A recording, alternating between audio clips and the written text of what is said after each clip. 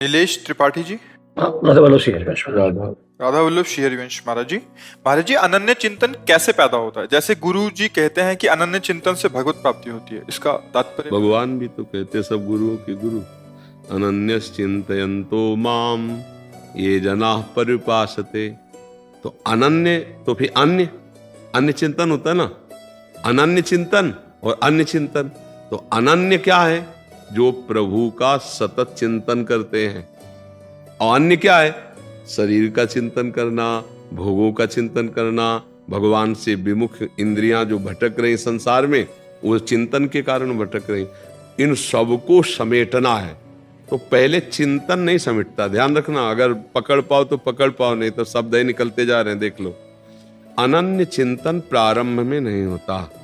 प्रारंभ में नाम जपने का प्रयास किया जाता है, चिंतन विषयों का होता है।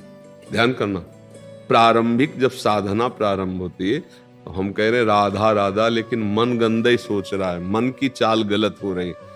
अब जब ये हम वर्षों साधना करेंगे संत के आश्रित होकर, शास्त्र के आश्रित होकर, तो ये साधना धीरे धीरे अंदर की वासना को मिटाएगी। अब हमारा चिंतन बनने लगेगा, राधा राधा राधा राधा। जो जप रहे थे वो चिंतन, और जब चिंतन पूरा का पूरा ऐसा कि हम डूब गए, नाम चल रहा है, सेवाएं हो रही हैं, लेकिन चिंतन अंदर से, उसे कहते हैं अनन्य चिंतन।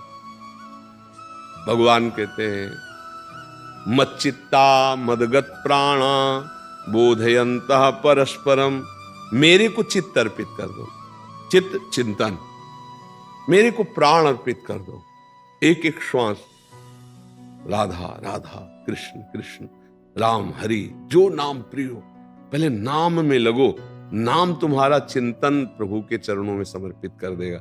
ऐसे चिंतन नहीं होता। चिंतन का मतलब अलग होता है, ये जप नहीं है। चिंतन का मतलब होता है जैसे आप हमारे पास बैठे हो लेकिन चिंतन कुछ और हो जाए, वो अंदर अंदर जो होता है उसे चिंतन कहते हैं। समझ रहे हो? जैसे माला चल रहा है और माला चलने के बाद